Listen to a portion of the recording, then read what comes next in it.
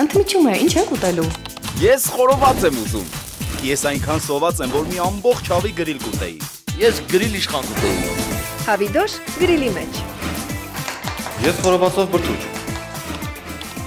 Գրիլ Էքսպրեսը հնարավորություն է ընձեռում նաև պատվիրել գրիլներ արտերկրից Հայաստան։ Դուք աշխատեք, իսկ մենք կրակենք համեղ ընդմիջում ձեզ համար։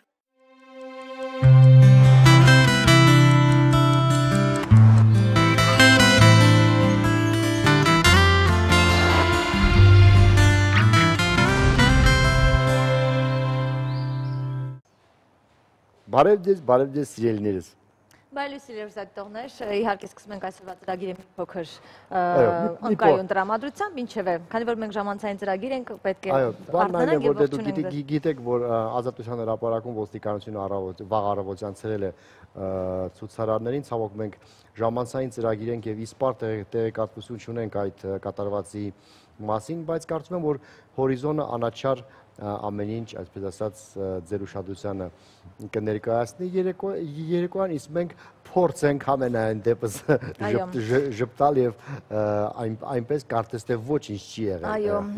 նման առավոտներ թող երբեք այլևս չունենանք։ Անցնենք առաջ։ Իսկապես խելացի են նրանք, ովքեր երկու անգամ մտածում են նախքան լռելը։ Իսկ ուրախ մարդիկ ամենից հաճախ գերադասում են մտքերը ծիծաղի եւ ժպիտների միջոցով արտահայտել։ Իհարկե դա վերաբերում է եւս Սերգեյին։ Միշտ ժպիտով է, ուրախ, այո, աչքերով ժպտում է միշտ, այո։ Փորձենք նման դրամատրությամբ սկսել այս ամառային օրը եւ անցնենք առաջ, այո։ Երբեք մի վազեք, եթե կարող եք կանգնել, երբեք մի կանգնեք, եթե կարող եք նստել, եւ մի անհանգստացեք, եթե կարող եք դա չանել։ Մի խոսքով ավելի լավ է չապրել, սիրելիներս։ Այս փիլիսոփայությունը ավելի հեշտ է։ Չէ, այս փիլիսոփայությունը իմաստունների եւ իշխանավորներին է օգնել առողջ ու երկար ապրել, իսկ նրանք, ովքեր այլ ակնկալիքներ ունեն կյանքից, պետք է գտնեն գոնե ոսկե միջինը։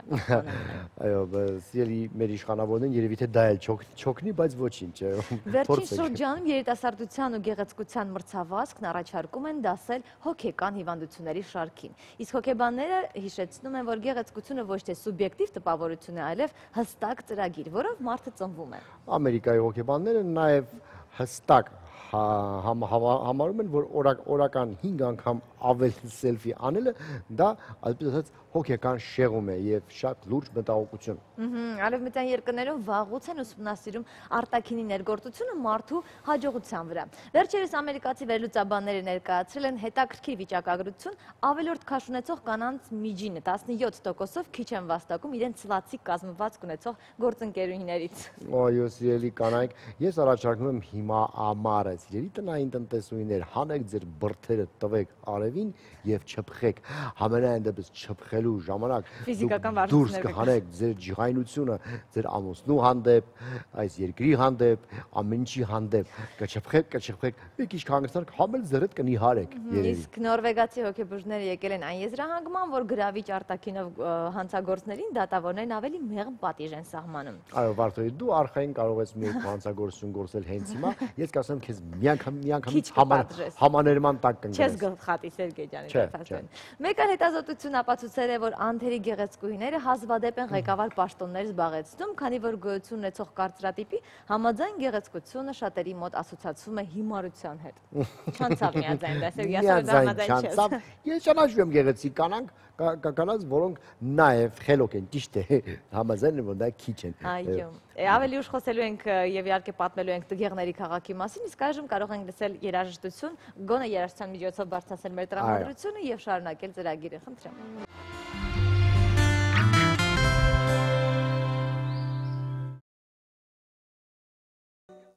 Ինչպես ասեց Ֆրեդի Մերկուրը, show must go on, դուք գիտեք, շատ այսպես ասած ակտուալ թեմա է, այսօր մենք փորձում ենք մի փոքր ժպտալ եւ նաեւ մեր ժպիտը փոխանցել ձեզ, բայց նաեւ չենք կարող թաքցնել, որ Բաղրամյան 26-ում երեք ոստիկանությունը ցրեց ցուցարարներին եւ ցույցերը շարունակվում են ոչ միայն այնտեղ, այլ մարզերում, քաղաքներում, խոսքը հոսանքի թանկացման մասին է, հուսանք, որ առանց արյուն, այսպես ասած, կավարտվի այս գեղարվեստական ասած բազարը, այո, եւ կարծում եմ, որ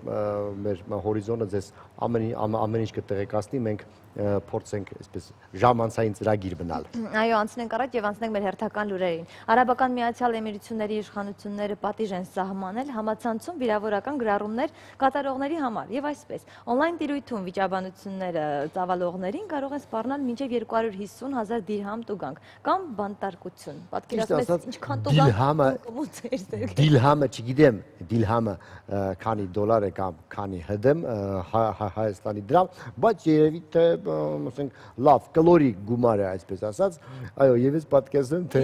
որքան ինձ կտուգանեին անծայրատիր ամբաղ դուրս տալու համար, այո։ Առաջին օրենքով տուգանվել է Էմիրությունների մի բնակիչ, ով գործընկերոջը մեղմ ասած վիրավորական հաղորդագրություն է ուղարկել։ Այ այստեղ կարող եմ միջամտել վարդի, որովհետեւ ես անձամբ ոչ մեկին չեմ վիրավորել։ Այո, համաձայն եմ, այո, Սերգեյ ջան։ Այդ երկրում այսուհետև կարող են օրենքի հետ գործ ունենալ ոչ միայն խոսքով վիրավորելու, այլև նման ակնարկով սմայլիկ ուղարկելու դեպքում։ Այո, շատ լավ կլիներ, չէ՞, սմայլիկները։ Դուք ինչի՞ եք սմայլիկ ուղարկում, միանգամից դատի եմ տալիս։ Այո, եւ դատը շահում ես, չէ՞, շատ լավ կլիներ, մեզ մոտ այդպես լիներ։ Լավ, այժմ ինչպես եւ խոստացել էինք տգեղների քաղաքի մասին խոսենք։ Իտալիայի Պիոբիկո քաղաքի մուտքը զարդարում է մեծ ցուցանակ, որի վրա գրված է տգեղների տարածք։ Իսկ քաղաքի կենտրոնում կա տգեղ մարդու արձան ձեռքին հայելի։ Ցանկացողները կարող են մոտենալ ու տեսնել իրենց արտացոլումը դրա մեջ։ Պատկերացնում եք ինչ հումորով մարդիկ են, որքան են իրենց իրոնիայով եւ հումորով վերաբերում, որովհետեւ այդ քաղաքի բնակիչները երբեք չեն նեղանալ, թե իրենց մասին այդպիսի անեկդոտ պատմեն կամ ասեն, որ դու տգեղների քաղաքում ես ապրում։ Այո, սիրելիներս, շատ հաճախ մարդ տգեղների քաղաքում կարող է ապրել, բայց դա շատ գեղեցիկ։ Այո, ամեն տարի այնտեղ անցկացվում է գեղեցկության չափանիշներին չհամապատասխանող մարդկանց փառատոն, որին մասնակցում են մի քանի տասնյակ իտալացիներ, լեհեր, ամերիկացիներ, արգենտինացիներ, բացի հայերից։ Ես կարծում եմ, եթե հայերը այնտեղ մասնակցեն, ես այնտեղ ինչո՞ մի մրցանակ կբերեի Հայաստան, այո, եւ հետո հպարտ կլինեի, որ ես Հայաստանն եմ ներկայացնել եւ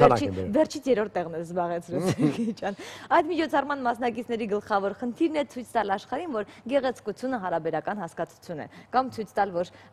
գեղեցկությունը սահման չի ճանաչում,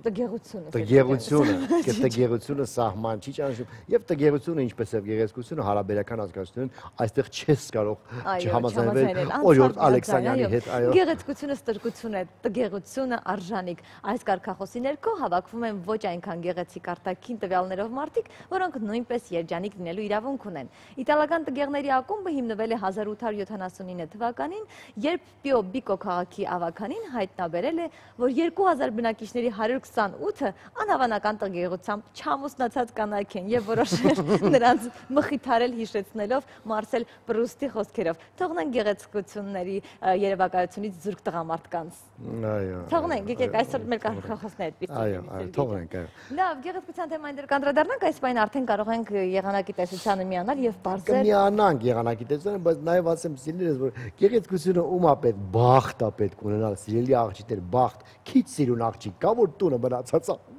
Միանանք եղանակի տեսությանը, այո, բարի առավոտ գեղեցկուհի Նորա։ Ողջույն։ Բարև Նորա ջան։ Այսօր ինչ եղանակ է մեզ սպասվում, երեք շատ շոկ էր, այսօր տեղումներ կլինեն, թե ոչ։ Այսօր տեղումներ եւս չեն սպասվում, նույնպես շոկ է լինելու։ Նորա ջան, հասկանում ենք, որ ծավալվելու առանձնապես զահալաչ ունես, միանգամից անսի գործի, այո։ Հանրապետության տարածքում կգործի անտիցիկլոնը, որը բոլոր մարզերում կձևավորի քիչ անպամած եւ առանց տեղումների եղանակ։ Օդի ջերմաստիճանը հարավից ներխուժող տաք օդային զանգվածներով պայմանավորված այսօր կբարձրանա եւս 1-ից 2 աստիճանով։ Արցախում սպասվում է առանց տեղումների եղանակ։ Ստեփանակերտում գիշերը կգրանցվի 18, ցերեկը 32 աստիճան տաքություն։ Սյունիքի մարզում նույնպես կդիտվի առանց տեղումների եղանակ։ Մեղրիում գիշերը կգրանցվի +24, ցերեկը +38 աստիճան։ Կապանում գիշերը սպասվում է 17, ցերեկը 34 աստիճան տաքություն։ Գորիսում գիշերը կգրանցվի +16, ցերեկը +28 աստիճան։ Վայոց Ձորի մարզում սպասվում է առանց տեղումների եղանակ։ Ջերմուկում գիշերը կգրանցվի 10, ցերեկը 25 աստիճան տաքություն։ Եղեգնաձոր քաղաքում գիշերը սպասվում է +19, ցերեկը +36 աստիճան։ Գեղարքունիքի մարզում այսօր ցերեկը նույնպես տեղումներ չեն սպասվում։ Մարտունիում գիշերը կգրանցվի 10, ցերեկը 25 աստիճան տաքություն։ Գավառում գիշերը սպասվում է +9, ցերեկը +24 աստիճան։ Սևանում գիշերը կգրանցվի +14, ցերեկը մինչև +22 աստիճան։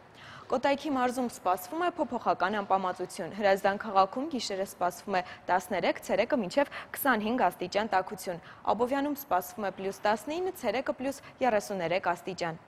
Արարատյան դաշտում կանխատեսվում է առանց տեղումների օր։ Արարատի մարզում Արարատ քաղաքում գիշերը կգրանցվի +19, ցերեկը +36 աստիճան։ Արտաշատում գիշերը կգրանցվի 18, ցերեկը 35 աստիճան տաքություն։ Արմավիրի մարզում Արմավիր քաղաքում կգրանցվեն գրեթե նույն եղանակային պայմանները։ Գիշերը սպասվում է +18, ցերեկը +35 աստիճան։ Էջմիածնում գիշերը կգրանցվի 20, ցերեկը մինչև 36 աստիճան տաքություն։ Արագածոտնի մարզում ցերեկը նույնպես տեղումներ չեն սպասվում։ Աշտարակ քաղաքում գիշերը կգրանցվի +19, ցերեկը +35 աստիճան։ Ապարանում գիշերը սպասվում է 10, ցերեկը մինչև 26 աստիճան տաքություն։ Տավուշի մարզում ցերեկը նույնպես կանխատեսվում է առանց տեղումների եղանակ։ Իջևանում գիշերը կգրանցվի +18, ցերեկը +30 աստիճան։ Դիլիջանում գիշերը սպասվում է +13, ցերեկը մինչև +29 աստիճան։ Լոռու մարզում ցերեկը սպասվում է առանց տեղումների եղանակ։ Վանաձորում գիշերը կգրանցվի 12, ցերեկը +25 աստիճան։ Տաշինում գիշերը սպասվում է 10, ցերեկը 24 աստիճան տաքություն։ Շիրակի մարզում այսօր տեղումներ նույնպես չեն սպասվում, սակայն վաղը երեկոյան կդիտվի անձրև եւ ամպրոպ։ Գյումրիում գիշերը սպասվում է 14, ցերեկը 27 աստիճան տաքություն։ Աշոտսկում գիշերը կդիտվի +8, ցերեկը +23 աստիճան։ Անդրադառնանք այժմ Երևանին։ Մայրաքաղաքում այսօր սպասվում է առանց տեղումների եղանակ։ Օդի հարաբերական խոնավությունը ցերեկը կլինի 32%։ Քամին հարավային է 1-ից 2 մետր վարկյան։ Մթնոլորտային ճնշումը 670 մմ սնդիկիսյուն։ Շենգավիթում եւ կենտրոնում գիշերը կգրանցվի 20, ցերեկը մինչև 36 աստիճան տաքություն։ Ավանում գիշերը սպասվում է +18, ցերեկը +34 աստիճան։ Եղանակի մասին այսօր այսքանը։ Նորա, շատ շնորհակալ ենք մեր գեղեցկուհուն եւ իհարկե գեղեցիկ եղանակից անցնենք արդեն գեղեցկուհիների լուրերին։ Քեզ հաճելի օր Նորա ջան, մաղթում ենք։ 2014 թվականին իրականացված հետազոտության համաձայն առավելագույն թվով գեղեցկուհիները Շվեդիայում են։ Այո, նրանք կապտաչյա են, շիկահեր, այսպես բլանդինկաներ, հա, բոյով եւ ամենակարևորը բարեկիրթ, այո, իսկ շատ հաճախ լինում է, չէ, որ օրիորդը բարեկիրթ են, բայց բերանը բացում է, մի անգամից արդեն ափսոսում որ այդ դեմքերը։ Ես կարծում եմ մեր երիտասարդները եւ գեղեցիկ են, եւ կիրթ են, եւ բարետես են։ Ես միովին համաձայն եմ, մենք հրաշալի երիտասարդություն ունենք եւ ես համոզված եմ, որ այդ երիտասարդությունը ավելի նորմալ երկիրը կերտի, քան թե կերտեցիք մենք։ Իսկ Շվեդիայի արական սեռի ներկայացուցիչներն անցյալ տարվա հետազոտության արդյունքում ճանաչվել են որպես մոլորակի ամենագեղեցիկ տղամարդիկ։ Նա, տեսնում ես, այնտեղ ծնվեի, որպեսզի գնա ատեն։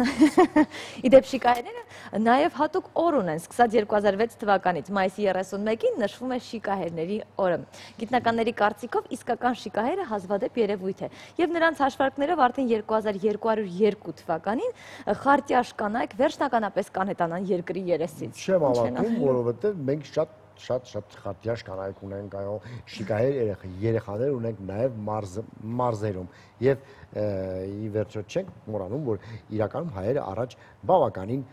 շիկահեր են եւ կապտաչյա։ Միայն վերջին 50 տարվա ընթացքում շիկահեր տղամարդկանց եւ կանանց թիվը մոլորակի բնակիչների ընդհանուր թվի 49%-ից կրճատվել է մինչև 14%-ով։ Իսկ դրա պատճառները մի քանիստ են։ Նախ որպեսզի երեխան շիկահեր ծնվի, երկու ծնողներն էլ պետք է ունենան բաց մազեր, բաց գույնի մազեր ունենան։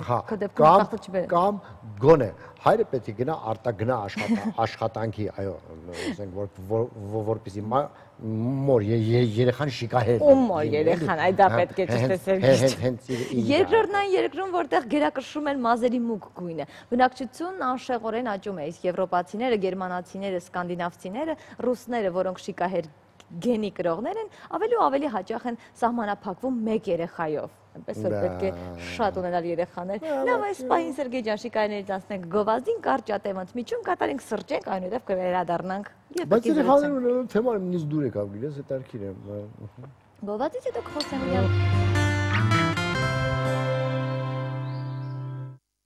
Այո, սիրելիներ, շարունակում ենք։ Այո, գան կանանց ուզող խնդիրներին, Սերգեյին հետաքրքրող վիճակագրությունը փաստում է, որ կանայք բանակցություններն ավելի մեծ հաջողությամբ են վարում, քան տղամարդիկ։ Լիովին համաձայն եմ դրա հետ, որովհետև երբ որ բանակցող մանավանդ է տղամարդը, եթե դիմացը կին է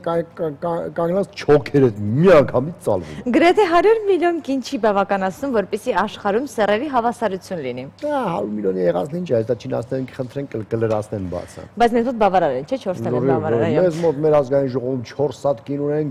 մեկը մեկից լավ։ Այսօր մեր մոլորակի բնակչության մոտ կեսը տառապում է ընկճախտից, իսկ երջանիկ լինելու ճանապարհները տարբեր են ու հաճախ դժվար հասկանալի։ Օրինակ, երջանիկ լինելու համար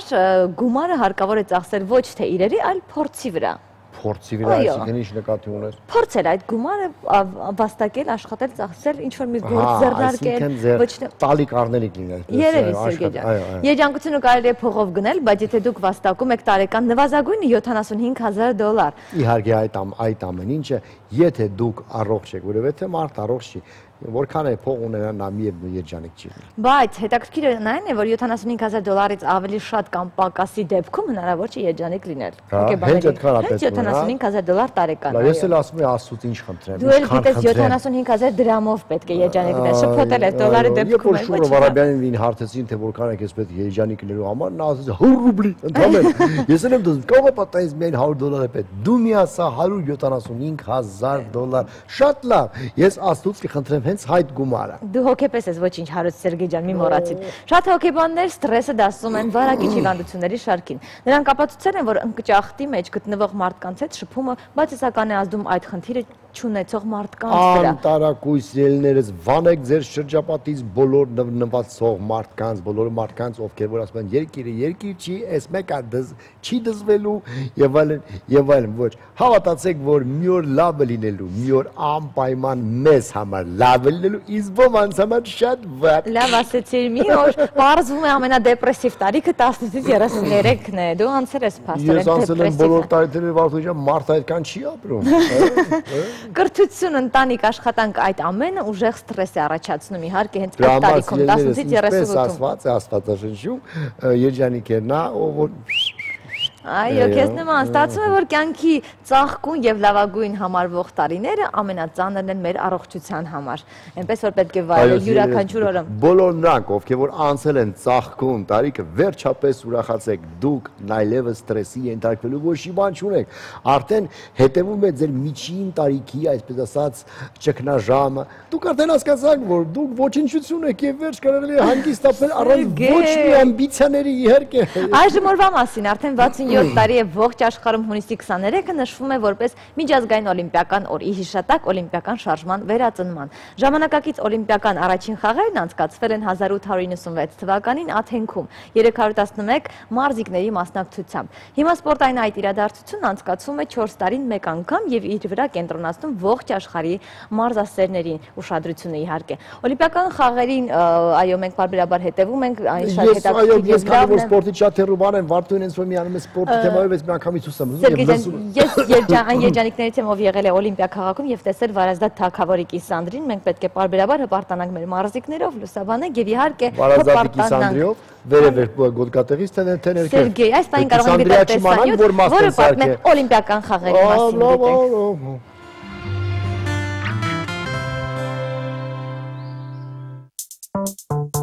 Առաջին անգամ Հունաստանում եւ մեզնից շատ ու շատ հազարամյակներ առաջ, բայց դա մի քիչ այլ ու մի քիչ էլ դիցաբանական պատմություն է՝ օլիմպիական խաղեր։ Ամեն ինչ սկսվեց 1894 թվականին Սորբոնում անցկացվող կոնգրեսի ժամանակ, երբ բարոն Պիեր դե Կուբերտենն առաջարկեց աշխարհի երիտասարդները պետք է ուժերը չափեն մարզահրապարակներում, այլ ոչ թե մարտի դաշտերում։ Մի քանի օր անց հունիսի 23-ին նա հիմնեց միջազգային օլիմպիական կոմիտեն, իր տեսակով առաջինը օլիմպիական պատմության մեջ։ Իսկ արդեն 1896 թվականին ու կրկին Հունաստանում ժամանակակից տարբերակով վերածնվեցին օլիմպիական խաղերը։ 12 օր տևող մրցություն, 14 երկրից 241 մարզիկ, 9 սպորտաձև։ Իդեպ 2004 թվականին օլիմպիական խաղերը կրկին Հունաստանում էին, բայց մարզիկների թիվն արդեն 15000 էր, որոնք եկել էին 202 երկրից եւ մրցելու էին 28 սպորտաձևում։ Առաջին խաղից մինչ այսօր այն անցկացվում է 4 տարին մեկ։ Առաջին օլիմպիական խաղերում ոչ մի հաղթող ոսկե մեդալ չստացավ։ Փոխարենը պարգևատրվեց արծաթե մեդալով եւ ձիթենու ճյուղերով։ Երկրորդ տեղը զբաղեցնողներին բաժին հասան բրոնզե մեդալներ, իսկ երրորդ տեղն ընդհանրապես մրցանակային չէր։ Երկրորդ օլիմպիական խաղերը 1900 թվականին էին Փարիզում։ Այս անգամ ոսկե մեդալին փոխարինելու են եկել նկարները։ Իդեպ, հենց այդ տարվանից առաջին անգամ օլիմպիական խաղերում մրցել սկսեցին նաև կանայք։ Իսկ Սենթ Լուիսը առաջին քաղաքն էր, որտեղ օլիմպիական հաղթողներին պարգևատրեցին ոսկե, արծաթե եւ բրոնզե մեդալով։ Դա 1904 թվականն էր։ Սակայն հաղթական ոսկե մեդալը մաքուր ոսկի չէ։ Միայն մաքուր ոսկու ձուլված մեդալներ հաղթողները վերջին անգամ ստացել են 1912 թվականի խաղերում, երբ այն անցկացվում էր Ստոկհոլմում, այդուհետ ու մինչ այսօր այն ոսկեզոծ է։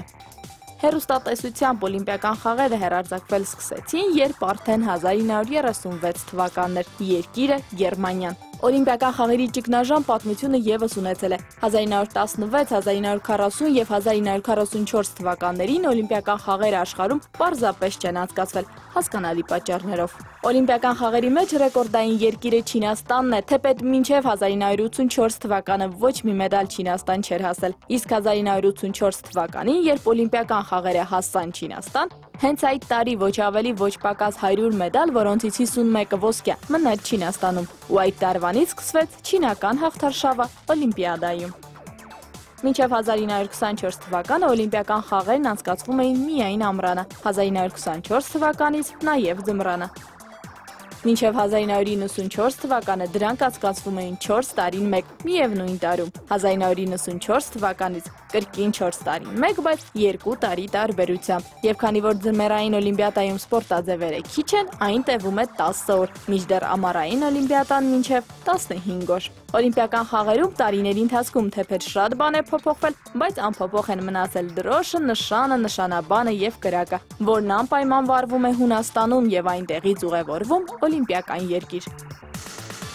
Օլիմպիական 5 օղակները 5 աշխարհամասերն են, գույները եւս պատահական չեն ընտրված։ Կապույտը Եվրոպան է, սևը Աֆրիկան, կարմիրը Ամերիկան, դեղինը Ասիան, կանաչը Ավստրալիան։ Օլիմպիական դրոշն այս օղակներով օլիմպիական խաղերին առաջին անգամ մասնակցել է 1920 թվականին ու անփոփոխ մնացել մինչ այսօր։ Ցիտիուս, Ալտիուս, Ֆորտիուս, ավելի արագ, ավելի բարձր, ավելի ուժեղ։ Ահա եւ օլիմպիական խաղերի նշանաբանը, որն անփոփոխ է տարիներ շարունակ եւ որով էլ առաջնորդվում են բոլոր մարզիկները տարբեր երկրներից։ Սակայն այդ ավելի ճարպիկներին ու ավելի ուժեղներին պատմությունը չէր իմանա, եթե 1894 թվականի հունիսի 23-ին չհիմնվեր միջազգային օլիմպիական կոմիտեն, եւ պատահական չէ, որ 1948 թվականից ի վեր հունիսի 23-ը օրացույցում դարձել է տոնական օր, միջազգային օլիմպիական օր։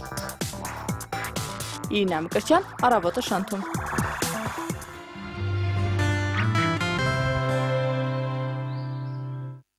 Իհարկե սրտան շնորհավորում ենք բոլոր մեր օլիմպիական չեմպիոններին, ովքեր այս պահին տանը նստած տոնում են այս գեղեցիկ տոնը եւ մեր հայ ազգին բերում են մեդալներ, դրոշը ծածանում են, բարձրացնում են եւ մեր պատվի բարձրացնում։ Եվ նրանց ովքեր որ չինեմ եւ հիշեցնում եմ, որ առաջներում օլիմպիական խաղերից առաջ բաց բանը բոլոր մարզիկները հին Հունաստանում վազում են այսպես լրիվ մորեմեկ եւ տկլոր մինչեւ մրցումները սկսեն, ես պատկերացնում եմ թե ինչ գեղեցիկ տեսք ուներ Վարազդատ թագավորը Հայաստանից։ Բոլորը ասում են Վարազդատ, Հայաստան, Արմենիա,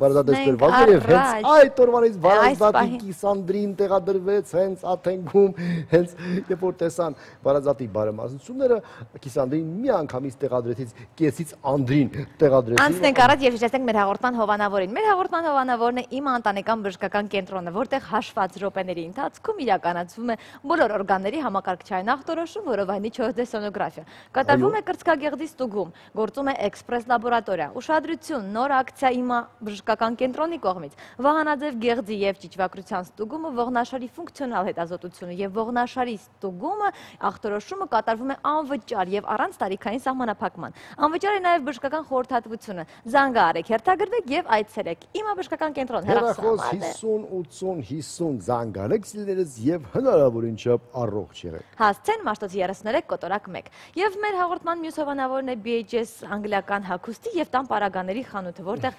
առաջին ապրանքը կարող է գնել 13% զեղչով, իսկ երկրորդը գնելու դեպքում նվազագույնը 53% զեղչով։ Այցելեք BHS Հանրապետության 61 եւ կհամոզվեք ինքներդ։ Ամառը նոր զգեստապահարանով եւ նոր զգացողություններով հեռախոսամարն է Հեռախոսամը չկա, թե չի անպայման կասեին Հանրապետության 61, հեռախոսամարը որն է սիրելիներս։ Լավ, անցնենք առաջ եւ խոսենք առողջության մասին։ Ասում են, որ բողկը օգտակար է շատ Սերգեյ ջան, ձեր ժամանակ բողկը նաեւ ասում են բողկ, Սերգեյ, այն գրգռում է ախորժակը, խթանում է ստամոքսահյութի արտադրությունը, լավացնում իհարկե մարսողությունը։ Այն պրոֆիլակտիկ միջոց է աթերոսկլերոզի ժամանակ։ Շատ օգտակար է լյարդի բորբոքման ժամանակ։ Զարմանալի է, թե ինչի վարդուն է ամառվա շոկին խոսեց բողկից, որովհետեւ բողկը ինձ հետ ասոցացվում է միայն խաշի հետ։ Խաշը ասոցացվում է միայն ցուրտ եղանակի եւ ձվեռվա է։ Ես նկատի ունեմ կարմիր փոքր բողկերը, Սերգեյ ջան, ամառային բոլոքիները, այո։ Սև բողկը պարունակում է B1 վիտամին, որի պակասն օրգանիզմում կարող է հանգեցնել նյարդային համակարգի թուլացման, մազաթափության եւ այլ խնդիրների։ Բողկի բոլոր տեսակներն էլ նպաստում են վահանաձև գեղձի աշխատանքի կարգավորմանը։ Լավ, շատ խոսեցինք։ Երբ որ մարդիկ էսպես շատ էսպես ողջորված են լինում, ասում են բողկ ես կերել։ Այս բան արդեն առաջարկում եմ դիտել օրվա դեղատոմսեջի առաջին մասը գնացինք։ Երեշկայի հետ գնացինք առաջ։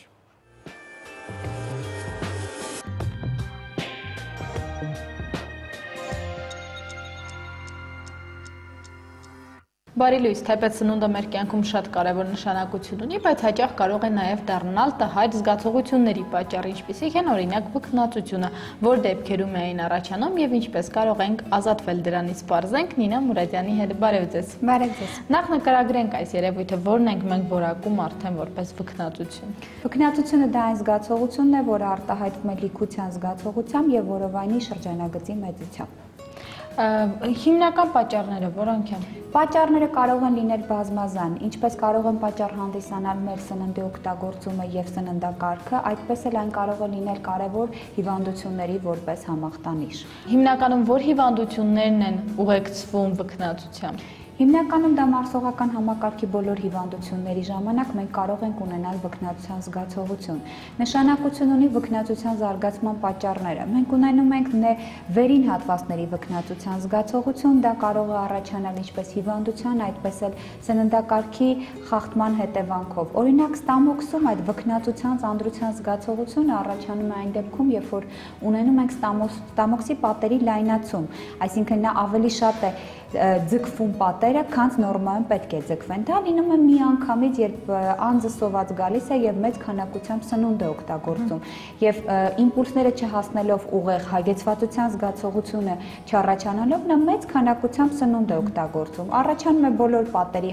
ծալքերի հարթացում, պատերի ձգվածություն եւ անձը նկարագրում է որովայնի չափի մեծացում, շնչառության դժվարացում եւ որովայնի շրջանագիծը բավականին մեծ է լինում։ Սա կոչվում է վերին հատվածի վքնածություն։ Կարող ենք ունենալ նաեւ հիվանդությունների դեպքում ստամոքսի խոցը կարող է արտահայտվել վքնածությամբ, կարող է արտահայտվել փականային անբավարարությունը կամ սպազմը կամ ստենոզը, երբ մենք սննդի անցումը դեպի աղիներ դժվարանում է։ Սա երբ վքնածությունը պայմանավորված է վերին հատվածով։ Գոյություն ունի վքնածության զգացողություն, որը պայմանավորված է ինտենսիվ գազագոյացում աղիներում։ Սա առաջանում է եւս եւ հիվանդությունների դեպքում, եւ սննդակարգի եւ մթերքի օգտագործումը մեծ նշանակություն ունի։ Իսկ մենք կարող ենք տարբերել, թե ինչից հիվանդության արդյունք է վքնածությունը, թե պարզապես ընդունած միանշանակ, եթե դա այդ վքնածությունը ուղղորդվում է այլ սիմպտոմներով կամ այն դառնում է հաճախակի, անհանգստացնող, ապա հիմքը լինում է հիմնականում որևիցե պաթոլոգիկ խնդիր։ Իսկ եթե այն լինում է որոշակի սննդատեսակ օգտագործելուց, անձամբ տվյալ անձը ներկայացնում է, որ համապատասխան սնունդ օգտագործելուց հետո, հատկապես եթե այդ սնունդը մի քանի անգամ օգտագործելուց նրա մոտ առաջանում են նույն երևույթները, օրինակ կաթի օգտագործումը, Պարզից էլ պարզ է, որ այստեղ գործ ունենք լակտոզային անբավարարության հետ, այսինքն հիվանդը չի յուրացնում կաթը եւ նրա մոտ առաջանում է ինտենսիվ գազագոյացում, որն էլ բերում է վքնածության առաջացմանը։ Կան սննդատեսակներ, որոնք սովորաբար կամ հիմնականում վքնածություն են առաջացնում։ Անպայման, դրանք նախ ոգելից խմիչքներն են, դա գարեջուրն է, օրինակ սոդայի կիրառումը, շատ դեպքում հիվանդները թթվայնության իջեցման կամ ստամոքսի խնդիր ունենալու դեպքում օգտագործում են սոդայաջուր։ Դա իջեցնում է թթվայնությունը, բայց բերում է գազերի առաջացմանը։ Նշանակություն ունի օրինակ յուղոտ սննդատեսակի օգտագործումը։ լոբեզ գեղենի օգտագործումը, հում բանջարեղենը, հում մրգերը, հատկապես օրինակ արևի տակ երկար պահպանված մրգերը, նրանք բերում են ինտենսիվ գազագոյացմանը։ Կարող եք ինքներդ փորձել։ Նույն ծիրանը, եթե մենք օգտագործում ենք արևի տակ հասած ծիրանը քաղելով, ուտելով մեծ քանակությամբ, առաջանում է վքնածության զգացողություն։ Իսկ եթե նրան թողնենք սառնարանում մի 15 րոպե, նոր օգտագործենք, ապա գազագոյացումը ավելի քիչ է ընթանում։ Իսկ ինչ է պետք անել տնային պայմաններում, թեկուզ առաջին օգնություն որ։ Նախ տնային պայմաններում կարելի է չօգտագործել այն սննդատեսակները, որոնք բերում են գազագոյացմանը։ Իսկ որպես դեղորայք, որը ամենաանվնասն է եւ բոլորը գիտեն, որ նա հավաքում է այդ հավելյալ գազերը իր վրա եւ դուրս է բերում, դա սև ածուխն է, որը յուրաքանչյուր անձ ցանկալի կլինի պահպանել տանը, որտեվ սննդի կամ մեծ առիթներից հետո ինտենսիվ քանակի սնունդ օգտագործումից հետո կարելի է օգտագործել օգնելու նպատակով։ Իսկ հանքային ջուրը Ոչ, հանքային ջուրը ի սկզբանե առաջացնում է հանգստացում, բայց հետո նա ակտիվացնում է գազագոյացումը։ Շնորհակալություն։ Մնացեք մեզ հետ նոր տեղատոմսերով քիչ անց կրկին կմիանանք։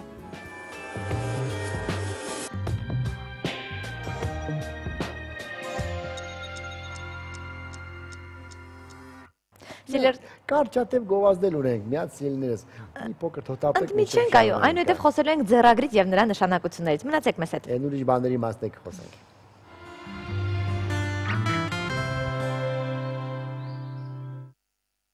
Վարդուհի ջան, չբռնեք ծրագիրը նորից սկսենք, ինչ-որ լավ չի գնում ես։ Գնացինք Սերգեյ ջան։ Բարի առավոտ սիրելի հերթայտողներ։ Բարև ձեզ սիրելիներս։ Դեռ սկսեցինք։ Այո, սկսեցինք։ Լավ, անցնենք առաջ։ Ձեռագրի միջոցով կարելի է ճանաչել մարդուն, բայց ի զարմանս մասնագետների հոգեբուժ Չեզարե Լամբրոզան Լև Տոլստոյի «Պատերազմ եւ խաղաղություն» վեպի ձեռագիրն ուսումնասիրելուց հետո եզրակացրել է, որ այն պատկանում է մարդկային հոգեբանությունը լավ ճանաչող թեթևաբարո կնոջ։ Ինչպես ասում են, այդ հոգեբանը ղալաթ է արել, որը Լև Տոլստոյը ոչ միայն տղամարդ էր, այլնս տղամարդ էր, որ իր շուրջը Յասնա Պալյանը, այսպես ասած,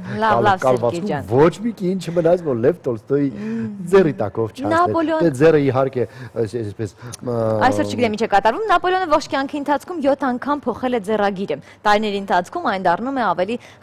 խճճված եւ անընթեռնելի։ Նա անգամ վեպ է գրել, որը կոչվում է Կլիսոն եւ Եվգենիա։ Մասնագետները շատ երկար են տանջվել այն հասկանալու եւ տպագրելու համար։ Հա, բայց կարծում եմ չարժի, ասենք, այսպես ասած, զինվորականի գրած վեպը ինչ պետք է լինի։ Պուշկինի ձեռագիրը կոչվում է Արագագիր, ժամանակին այն զայրացրել է անգամ գրողի դասատուներին։ Որովհետև այդպես խճճված գրերը անպարկեշտություն էր համարվում այն ժամանակ։ Իսկ դու ինչ ձեռագիր ունես, Դանելյան։ Շատ վատ ձեռագիր ունեմ։ Դու ես երկու ստացել ձեռագրից։ Այո, ես միշտ երկուս եմ ստացել ձեռագրից եւ ինձ վերջապես փրկեց, այսպես ասած, համակարգիչը։ Այո, ստեղ աշխարհով հանգիստ գրում ես եւ ոչ ոք թե չի տեսում, թե դու ինչ սարսափրեց ձեռագիր ունես։ Իսկ սիրային նամակները այդ ժամանակ ինչպես էր տպավորություն ստեղծում քո գեղեցիկ ձեռը։ Եվ երկար, այսպես ուզում էին գրել, հուլունքներ անեն, որպեսզի վերջապես ընթեռնելի լիներ։ Լավ, իսկ այդ Հովինի 9-րդ սիմֆոնիայի ձեռագիրը տպագրվել է միայն դրա ավարտից 2 տարի անց։ Հանճարի ձեռագիրը պարզապես չէին ճանաչում։ Դու էլ գիտես, որ գրես հետո մի 2-4 տարի նոր քեզ կհասկանան։ Հիմա քեզ չեն հասկանում, Սերգեյ, կանցին տարիներ կհասկանան։ Քանի որ հեղինակային երեկոյի Լավ, անցնենք առաջ։ Չերչիլի նամակները անծանոթների համար շատ մանր ու անընթեռնելի էին։ Ոմանք ասում էին, թե այն շատ նման է Կլեոպատրայի ձեռագրին։ Հետաքրքիր է։ Թե չէ Կլեոպատրան մեռավ այդ ոմանց նամակ գրելով, որանք իմացան Կլեոպատրայի ձեռագրին նմանա թե չէ։ Հոգեբաններն են բարձր, չէ՞, վերլուծաբանները, այսպես ասած։ Մեկը հոգեբանների մասին խոսի։ Այո, իսկ Էյնշտեյնը գրում էր ոչ միայն անհասկանալի, այլև փնթի։ Նրա ձեռագրերի մեծամասնության վրա թանաքի հետքեր են եղել։ Դրա համար սիրելիներս մանավանդ դրանք ով գերազանցիկներս, այսպես գերազանցներ նաև նրանք ովքեր որ հետո պաշտոնների են հասել, ձեր լավ ձեռագիրը դեռ ոչ մի բանի մասին չի խոսում։ Ամենակարևորը առանց տարասխալների գրենք, Սերգեյ ջան, ձեռագիրը այդքան է կարևոր չի։ Տարասխալներ անելն էլ մի բան չի, խնդրեմ չի, Պուշկինն էլ է տարասխալներով գրել, բայց զատո գրած լավ։ Լավ, այժմ կանդրադառնանք մի գյուտի, որը կամած դուրս մղեց ձեռագրի դերն ու նշանակությունը կենցաղեց ու ժամանակից։ Տպագրական մեքենան է։ Դիտենք այն միասին։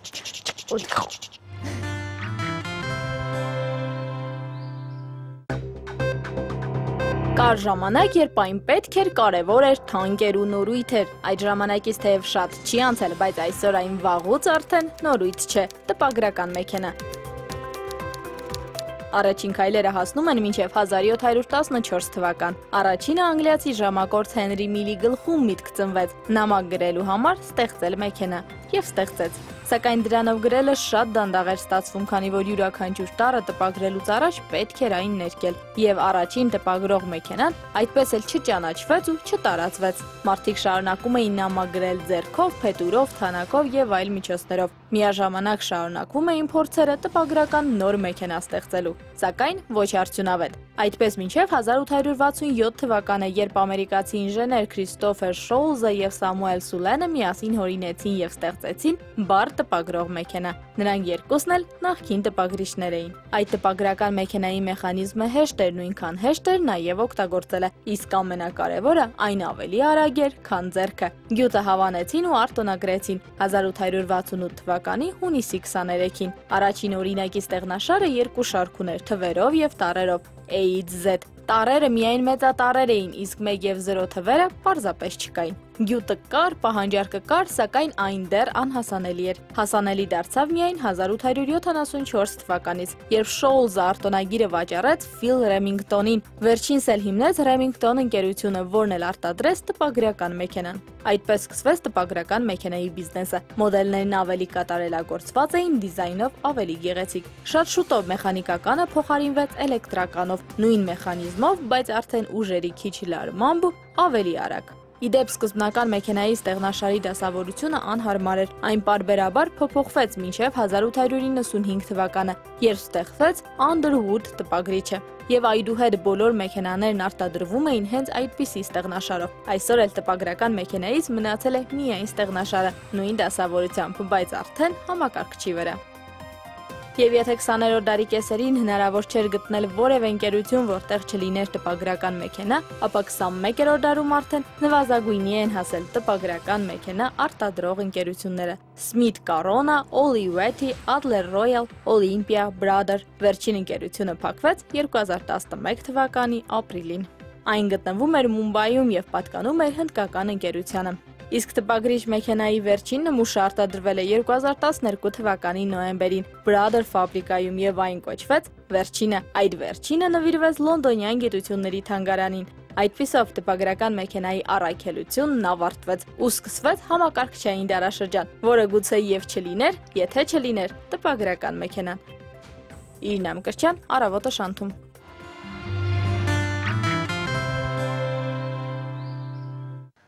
Հիշում եմ դպրոցական տարիներին ինձ տանջամահ են անում ինձ եւ ինձ նմաններից, որպեսզի մենք այսպես լավ գրենք։ Հետո եկավ այսպես կոմպյուտերի ստեղնաշարը եւ մենք բրցանք այդ դարդից։ Հետո մեզ տանջում էին, որպեսզի մենք բազմապատման աղյուսակ իմանանք։ Եվ դու այդպես էլ սովորեցի կալկուլյատոր։ Սովորեցի, որտեվ ի վերջո բոլոր հեռախոսների մեջ կարելի է հասկանալ, որ երկու անգամ 2 լինում է 4, ինչի համար ծանրաբեռնել ուղեղը։ Մեր ուղեղը ավելի կարևոր բաների համար է։ Իսկ Ամերիկայում հետաքրքիր մի գյուտ են հորինել, Սերգեյ ջան, ավելի խոսենք այդ գյուտի մասին։ Ամերիկայում կարելի է գնել խոսող գրիչ։ Այն առավել հարմար է նրանց համար, ովքեր ընկերություն չեն անում ուղղագրության հետ։ Այո, մեզ մոտ կա հոսող գրիչ, ինքնահոս, այսպես։ Իսկ դե խոսող,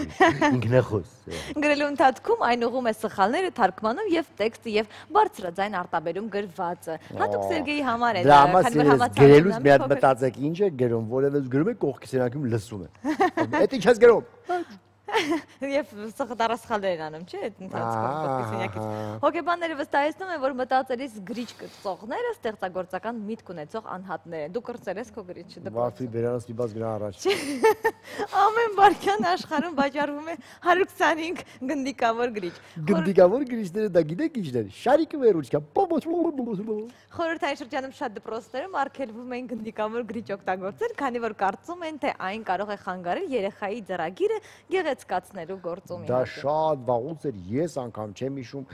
որ Ձեր ժամանակ չկար։ մեր ժամանակ արդեն գնդիկավոր գրիչներ են։ Իսկ մեր մամաները, պապաները գրում են այսպես սուր գրիչներով, խզիկավոր գրիչներ։ Այո, իսկ ժամանակակից Ռուսաստանում ամենամոդայիկ նվերը գրիչն էր։ Այն ընտրում է ամեն երրորդ հարցվածը։ Որովհետև սովետական միության օրոք մարդիկ իրար վրա գրում էին, այնքան են գրում, որ արքես գրիչ, այդ դա մեջ ակնարկել կար ար գրի վրես թող տանեն ինձ նստել։ Գործողները շատ են այո։ Մեր այսօրվա հաջորդ տեսանյութը գրչի գյուտի մասին է, դիտենք այն միասին։ Գրչի գյուտի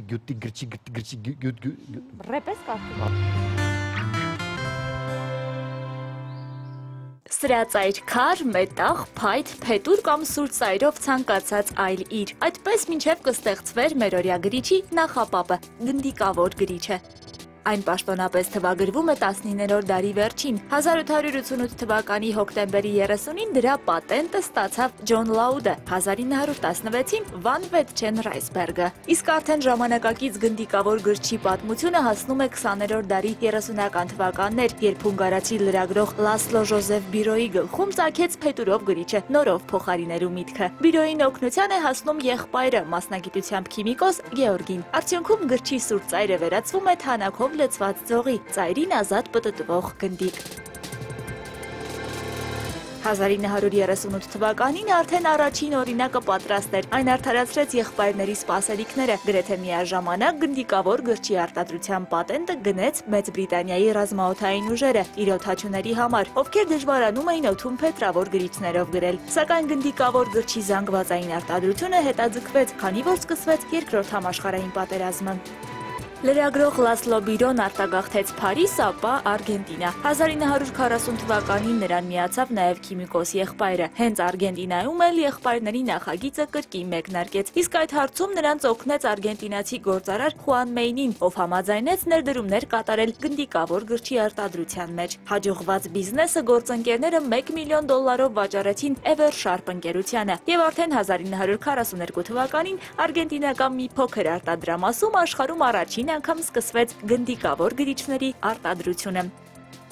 Սակայն Eversharp ընկերությունը գրիչն արտոնագրել էր միայն Հունգարիայում եւ Արգենտինայում եւ տեղի ունեցավ անսպասելին։ Շուկայում հայտնվեց մրցակից ոմն ամերիկացի Միլթոն Ռեյնոլդսը։ Նա 1943 թվականին այցելում է Արգենտինա, տեսնում գրիչը, հավանում այն, հունիսի 10-ին արտոնագրում եւ ապա Ամերիկայի Միացյալ Նահանգներում սկսում սեփական արտադրությունը, լայնորեն գովազդելով այն։ 1945 թվականի հոկտեմբերի 19-ին Reynolds Rocket գրիչների առաջին խմբականակը 10,000 օրինակով արդեն վաճառ եւ ընդամենը մի քանի ժամում սպառված, իսկ մեկ գրիչն արժեր $12.5 ամերիկյան։ Ու թեպետ Eversharp ընկերությունը դատի տվեց Reynolds-ին, սակայն դատը չշահեց։ Երկու ընկերությունները շարունակեցին մնալ թշնամիներ ու մրցակիցներ, իսկ այդ մրցակցությունից շահեց սպառողը։ Գրիչների գինը 12.5-ից հասավ 50 ցենտի։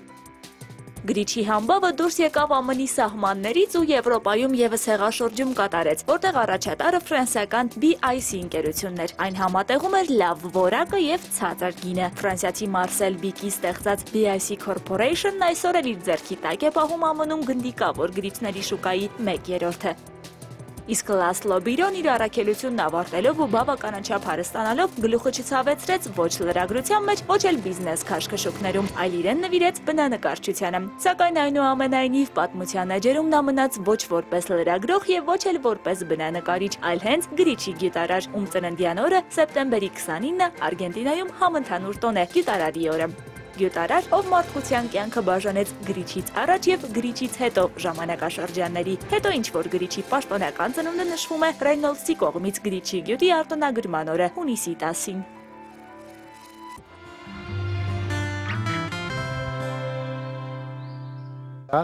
Ինչ? Ճտիկով գրիչ։ Գովազդ մեր եթերում։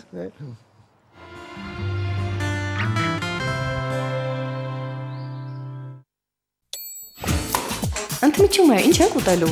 Ես խորոված եմ ուզում։ Ես այնքան սոված եմ, որ մի ամբողջ հավի գրիլ կուտեի։ Ես գրիլ իշխան կուտեի։ Հավիդոշ գրիլի մեջ։ Ես խորովածով բրդուճ։ Գրիլ Էքսպրեսը հնարավորություն է ընձեռում նաև պատվիրել գրիլներ արտերկրից Հայաստան։ Դուք աշխատեք, իսկ մենք կրակենք համեղ ընդմիջում ձեզ համար։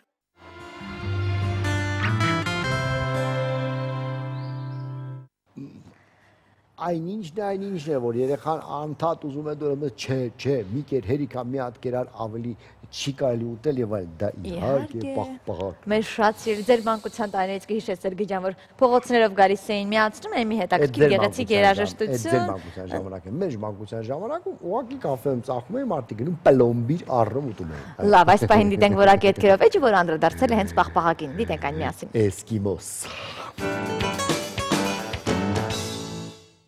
Ամռանը երբ ուզում ենք պաշտպանվել կիզիչ, արևից առաջինը, որ մտաբերում ենք, զովացուցիչ ըմպելիքներն են եւ իհարկե մեր մանկության անուշեղենը, պաղպաղակը։ Աշխարհում ամենահայտնի պաղպաղակային համը վանիլայինն է, իսկ ամենատարածված լրացնող նյութը շոկոլադե ջնարակը։ Իդեպ վիճակագիրները փաստում են, որ աշխարհում յուրաքանչյուր 3 վայրկյանը մեկ վաճառվում է 1 պաղպաղակ։ Մոտ 5000 տարվա պատմություն ունեցող պաղպաղակն առաջին անգամ համտեսել են չինական տանգուի կայսր ժամանակներում։ Այդ պաղպաղակը պատրաստում էին կաթից եւ սառույցից։ Իսկ ինչից են այսօր պատրաստում պաղպաղակ, ինչպես հասկանալ որակյալ է թե ոչ, պաղպաղակով համեղ կոկտեյլ, մի խոսքով, ամեն ինչ պաղպաղակի մասին։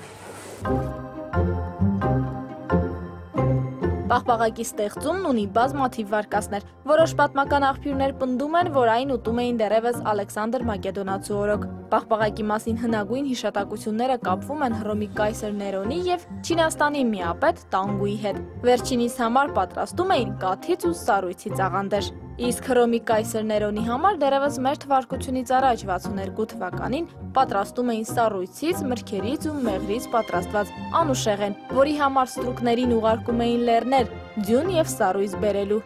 1295 թվականին հայտնի ճանապարհորդ Մարկո Պոլոն առաջինը Չինաստանից Իտալիա բերեց պաղպաղակի պատրաստման նոր բաղադրատոմսը։ Նա սառույցի ու մրգի խառնուրդին ավելացրեց ուխտի կաթ անուշեղենն ավելի յուղալի դարձնելու համար։ Այդ նորարարությունը շատ շուտ ընդունվեց Իտալիայում եւ իտալացի ազնվականները սկսեցին ճաշակել սառեցված կաթ։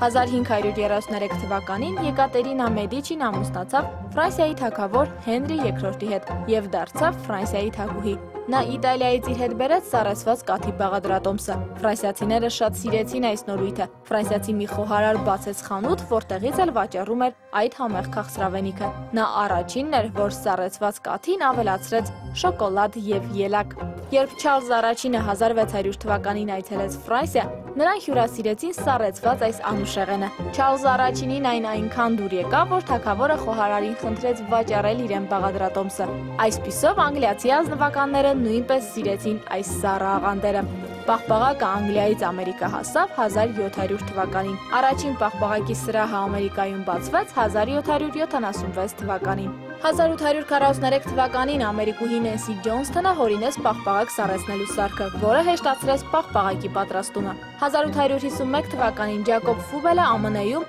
Բալթիմորում բացեց առաջին պաղպաղակի գործարանը։ Աշխարհում ամենից շատ պաղպաղակ սպառվում է Ամերիկայի Միացյալ Նահանգներում։ Յուրաքանչյուր ամերիկացի միջին հաշվով տարեկան ուտում է 20 կիլոգրամ պաղպաղակ։ Իդեպ ամերիկյան պաղպաղակի մոտ 60%-ը ջուր է, որակյալ պաղպաղակ գտնելու համար ամերիկացիների մեծ մասը գնում են մասնագիտացված խանութ։ Իսկ ինչ պաղպաղակ եք մենք նախընտրում, ինչպես են այն պատրաստում եւ ինչ հարցեր ունենք որակի հետ կապված։ Պարզենք միասին։ Պաղպաղակը արդյոք գերացնում է։ Երեխաներին կարելի է պաղպաղակ։ Անորակ պաղպաղակը որակյալից ինչով կարելի է տարբերել։ Իսկում է հակացուցված պաղպաղակը։ Պաղպաղակի վաֆլե բաժակի գյուտը վերագրվում է իտալացի էմիգրանտ ներգաղթյալ Իտալո Մարկոնիին, ով 1896 թվականին նյույորքյան հասարակության առաջարկեց առաջին վաֆլե բաժակը։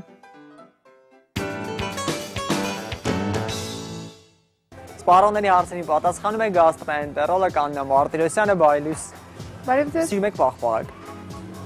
Հա, սիրում եմ։ Ինչ հաճախականությամբ եք ուտում։ Ես այդքան մեծ սիրահարներից չեմ, բայց շոգ ամիսներին կարող եմ 1 հատ օրվա ընթացքում օգտագործեմ։ Իսկ ընդհանրապես օրվա ընթացքում քանի հատ կարելի է ուտել։ Նիհարող անձերի համար իհարկե ովքեր ցանկանում են իրենց քաշը կորցնել, ցանկալի չէ շատ մեծ քանակով օրվա ընթացքում օգտագործումը, որովհետև դա բավական կալորաժով հագեցած սնունդ է իհարկե, որպես ածխաջրերով շատ հարուստ սննդամթերք, ինքը գիրացնելու հատկություն ունի։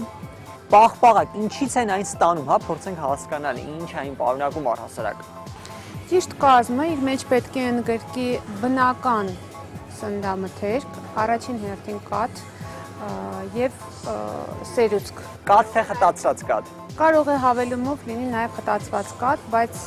բնական կաթի առկայությունը պարտադիր է։ Եթե ինչ-որ արհեստական ավելացումներ կան, ստաբիլիզատորներ մեջը կան, իհարկե քիմիական ավելացումներ, հատկապես համային ավելացումները, եթե դրանք բնական չեն, քիմիական ավելացումներ են, իհարկե նրանք ավելի ալերգիկ երևույթներ կարող են առաջացնել։ Ավելացնում են նաև շաքարավազ, չէ՞ բնականաբար։ Բնականաբար շաքարավազ ավելացնում են, որպեսզի քաղցրացնեն համը եւ դա էլ է պետք հաշվի առնել, եթե անձը ունի որոշակի խնդիրներ, շաքարային դիաբետի կամ որոշ խնդիրներ ունի, իհարկե նաև չի կարող օգտագործել պաղպաղակը։ Երեխաներին որ տարիքից կարելի է տալ պաղպաղակ։ 2-3 տարեկանից սկսված փոքր չափաբաժնով կարելի է տալ, որտեղ դա կաթնային սննդամթերք է, նախ ամառվա սեզոնին որպես կաթնամթերք նա կարող է շատ անգամ առաջացնել նաև ինչ-որ աղիքային ֆունկցիայի խանգարումներ եւ այլն։ Սառն է, փոքրիկ երեխաներին չեմ համարում ճիշտ, որ մինչև 2-3 տարեկան տալիս են պաղպաղակ։ Ում է հակացուցված պաղպաղակը։ Կան կոնկրետ խնդիրներ, որոնց դեպքում պետք է բացառել պաղպաղակ ուտելը։ Ասացինք, շաքարային դիաբետով հիվանդներին, քանի որ շատ ածխաջուր է պարունակում, հենց շաքար պարունակող մթերքը իհարկե նրանց հակացուցված է, որովհետև շաքարի քանակը կարող է արյան մեջ բարձրացնել։ Հիվանդներին, ովքեր որ քրոնիկական ինֆեկցիաներ ունեն քիթկոկորտի հետ կապված։ Եթե աղիքային ֆունկցիայի խանգարումներ կան, փորլուծություն կա, չեմ ասում ստամոքսի հիվանդություններ սրացման ընթացքում, այսինքն գաստրոենտերոկոլիտները, ստամոքս աղիքային խանգարումները, հատկապես սուր շրջանում, իհարկե դա խիստ սահմանափակում է եւ թույլ չի տրվում նման մարդկանց օգտագործել։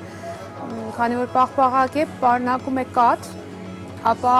կաթի նկատմամբ անտանելիություն ունեցող անձանց մոտ առաջացնում է փորլուծություն,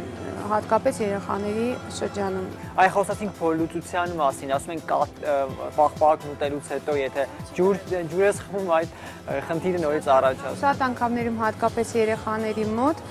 ցանկալի չէ, որ պաղպաղակից հետո ջուր օգտագործեն, շատ անգամ փորլուծություն է առաջանում։ Իսկ որպես զովանալու միջոց ինքը լավ միջոց է, դուք որպես մասնագետ ինչ եք խորհուրդ տալի։ Ամենաառաջինը, որ պաղպաղակը շատ կարևոր հակադեպրեսանտ է, սկսենք դրա մասին։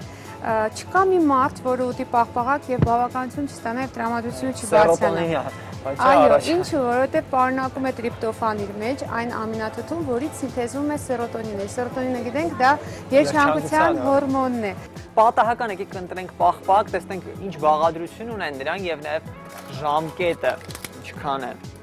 Կարծում եմ, որ պաղպաղակները այնքան շուտ են սպառվում, որ ժամկետի մեջ կլինեն իհարկե։ 6 ամիս ժամկետը։ 6 ամիսը ասեմ ձեզ, եթե մենք պահպանում ենք մինչև 30 աստիճան, մեր սառնախցիկները, սառցախցիկները այդ հնարավորությունը չունեն, դա հատուկ ռեֆրիջերատորներ են, որոնք հասցնում են այդ մինուսային աստիճանի։ Մեր սառնարաններում չէ։ Նայեք կազմը, ուրեմն պարունակում է, նայեք նույնպես պարունակում է բուսական յուղ, անարատ չորկատ, անյուղ չորկատ, վանիլին, թույլատրելի հավելում եմ, խտացված կաթ։ Ձեզ մոտ չոր կաթ ինչ էր գրված։ Անյուղ չոր կաթ, անյուղ, այսինքն կալորաժն ավելի քիչ։ Բուսական յուղ, այսա ես կարծում եմ, որ սա ջներակված է, եթե ես չեմ սխալվում, ջներակի կազմի մեջ է մտնում, դա այդքան ցանկալի չէ, այսինքն երեխաներին հատկապես եթե մարիկները ընտրում են պաղպաղակ, ավելի լավ է տան առանց ջներակի եւ համային այդ գույնավոր պաղպաղակները ցանկալի չեն, որտեղ հիմնականում դրանք հատուկ նյութերով են գունավորվում, ոչ թե բնական օշարակների միջոցով են գույն ստանում։ Իսկ մրգերովը։ Մրգերովը էլի, եթե երեխան չունի ալերգիկ երևույթներ, ելակովը ամենահամեղն է, ես սիրում եմ շատ ելակով։ Էլի հաշվի առնելով անձը թե ինչպիսի խնդիրներ ունի կոնկրետ այդ մրգերի հետ, ինչու չէ կարելի է հավելել, շատ համեղ է ստացվում, որոշ խնդիրներ չի առաջացնում։ Աշխարհում կա հատուկ պաղպաղակ շների համար։ Այն ունի ոսկորի տեսք։ Այդ պաղպաղակի 6 բաժինը արժե 5 եվրո։ Շների համար նախատեսված պաղպաղակը շաքար չի պարունակում, որպեսզի շների մոտ կարիես չառաջացնի։ Եթե փորձեք համ տեսել, որևէ համ չեք զգա, բայց վնաս նույնպես չի լինի։ 1921 թվականին հայազգի Հարի Թոթոյանը հայտնագործեց պաղպաղակի կոն պատրաստելու մեքենան։ Իդեպ այն ամենից շատ սիրում են մինչև 12 տարեկան երեխաներն ու 45-նանց մարդիկ։ Վստահ եմ հենց նրանց էլ հետաքրքիր է, թե ինչպես են այն պատրաստում գործարանում։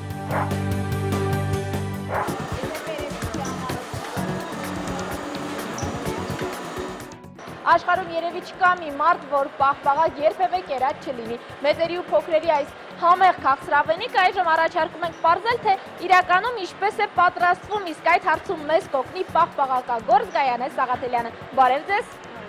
Ինչ բաղադրիչներ պետք է ունենա որակյալ պաղպաղակը։ Եթե ուզում եք համտեսել բնական լավ պաղպաղակ, ապա այն պետք է լինի բնական ամեն ինչ, հիմքերով, անարատ կաթով եւ այլն։ Ճիշտ է, որ պաղպաղակի մեջ օգտագործվում է նաև կաթի փոշի, գուցե դա պարտադիր բաղադրիչ է նաև համարվում։ Կաթի փոշին իհարկե պարտադիր է, որպեսզի պաղպաղակի կոնսիստենցիան լինի ավելի ճիշտ։ Բայց անարատ կաթի հետ պիտի այն համապայման, իհարկե անպայման անարատ կաթի։ Մեր սպառողների նաև հետաքրքիր է, թե մրգային ու շոկոլադե պաղպաղակների մեջ ինչ բաղադրիչներ են օգտագործվում։ Շոկոլադե պաղպաղակի մեջ այդ բոլոր հիմնանյութերը բաղադրության մեջ ավելացնում են կակաոյի փոշի, իսկ մրգայինի մեջ օգտագործում ենք մրգային խտանյութեր։ Այժմ շուկայում կան պաղպաղակի բազում տեսակներ եւ ինձ որպես սպառող ինչ խորհուրդ կտայիք, ինչպես կողմնորոշվեմ, որ պաղպաղակն է որակյալ։ Եթե շատ օդի հագեցվածություն տանք, ապա այն պարզապես կուտենք պրպրատիվ պաղպաղակ, ինչ-որ նման, իսկ եթե քիչ լինի սառցե հատիկներով, պետք է տեսնենք, որ ինքը ավելի համասեր զանգված լինի, այսպես ասած։ Եթե պաղպաղակ ուտելիս ունենում ենք բերանի խոռոչում ինչ-որ կպչուն զգացողություններ, դա արդյոք անորակ լինելու նշան է։ Ոչ, անորակ այսպես ճիշտ չի լինի ձևակերպել, պարզապես օգտագործել են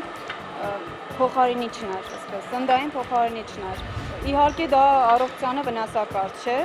ցանկալի կլիներ, որ ավելի բնական հիմքերի վրա պատրաստվեր։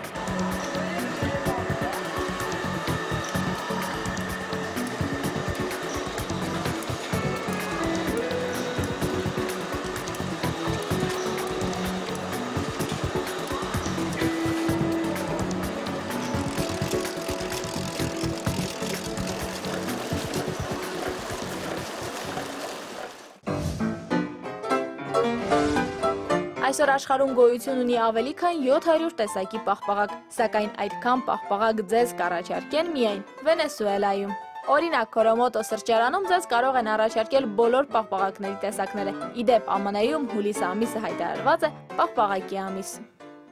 Ինչպես խոստացել էինք հաղորդման վերջում պաղպաղակով համեղ կոկտեյլ, մեզ կոկտեյլը կօգնի պատրաստել Սերգեյ Զարգայանը, բարի առավոտ Սերգեյ, ինչ կոկտեյլ ենք պատրաստելու եւ ինչ է պետք համեղ կոկտեյլ պատրաստելու համար։ Բաժակ, ամենասկզբից։ Բաժակը կարևոր է։ Իհարկե։ Հետո պաղպաղակ, անպայման։ Իսկ տեսակը պաղպաղակի կապ ունի։ Սպիտակ, ավելի լավ։ Էսպրեսո, սուրճ։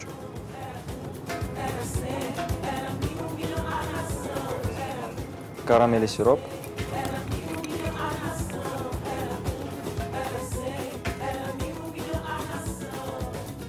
Կաթ, անպայման պարմավար։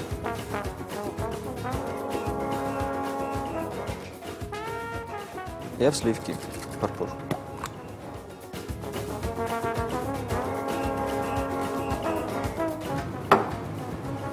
Մի քիչ զարդարենք։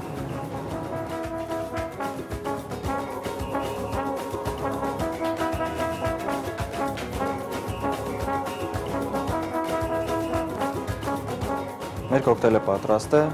ընտրեմ։ Մերսի։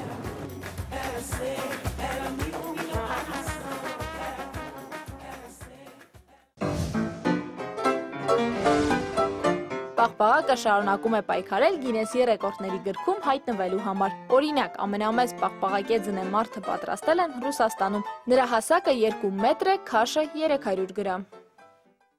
Աշխարհի ամենամեծ պաղպաղակը պատրաստվել է 1988 թվականին, որի զանգվածը հասնում էր մոտավորապես 24 տոննայի։ Իսկ 2011 թվականին Կանադայում գտնվող Dairy Queen սրճարանը ցուցադրեց աշխարհի ամենամեծ տորտ պաղպաղակը։ Դրա պատրաստման համար պահանջվել է 9 տոննա պաղպաղակ, 365 կիլոգրամ սառույց, 91 կիլոգրամ բիսկվիտի խմոր եւ 136 կիլոգրամ շոկոլադ։ Այսօր այսքանը, եթե չեք հասցրել դիտել մեր հաղորդումներն, ապա փնտրեք մեր շանթի պաշտոնական կայքեջում եւ գրեք ձեր առաջարկությունները մեր Facebook-յան էջին։ բա այսպիսի բաներից ելներս պաղպաղակից այսպես քաղցր եւ զովացուցիչ մեր պաղպաղակից անցնենք մեր քաղցր ընկերներին։ Այո, հիշեցենք մեր հաղորդման գործընկերներին։ Մեր հաղորդման հովանավորն է Իմ անտանեկան բժշկական կենտրոնը, որտեղ հաշված րոպեների ընթացքում իրականացվում է բոլոր օրգանների համակարգչային ախտորոշում, որով այնի 4D սոնոգրաֆիա։ Կատարվում է կցկագեղձի ստուգում, գործում է էքսպրես լաբորատորիա։ Ուշադրություն, նոր ակցիա։ Իմա բժշկական կենտրոնի կողմից վահանաձև գեղձի եւ ճիճվագրության ստուգումը, ողնաշարի ֆունկցիոնալ հետազոտությունը եւ ոսկրերի խտության ախտորոշումը կատարվում է անվճար եւ առանց տարիքային սահմանափակման։ Մանավանդ ճիճվագրության, այսպես ասած, ստուգումները ելի առանց տարիքային սահմանափակման։ Այո, անվճար է նաեւ բժշկական խորհրդատվությունը, այնպես որ զանգահարեք, հերթագրվեք եւ այցելեք։ Իմա բժշկական կենտրոն հեռախոսահամարն է 50 80-50 մեռասրով, այս աղջիկը չի կարող միշտ թվաց աթերոսկլերոզի հետ կապված բարոյական կա։ Եվ հիշեցնենք Մաշտոցի 33 կոտորակ 1 հասցեում է գտնում Իմա բժշկական կենտրոնը։ Իսկ մեր հաղորդման մյուս հովանավորն է BHS անգլիական հագուստի եւ տան պարագաների խանութը, որտեղ առաջին ապրանքը կարող է գնել 13% զեղչով, իսկ երկրորդը գնելու դեպքում նվազագույնը 53% զեղչով։ Այցելեք BHS Հանրապետության 61 եւ կհամոզվեք ինքներդ։ Այո, ամառը նոր զգեստապահարանով եւ նոր Սերգեյ ջան տեսականիով, զգացմունքներով կարող եք լցնել ձեր օրը։ Հեռախոս չունեն, թե չեք ասեինք։ Հեռախոս չունենք, բայց մենք ունենք գովազդի դեմ գովազդ։ Մենք ունենք գովազդ մեր եթերում, գնացինք։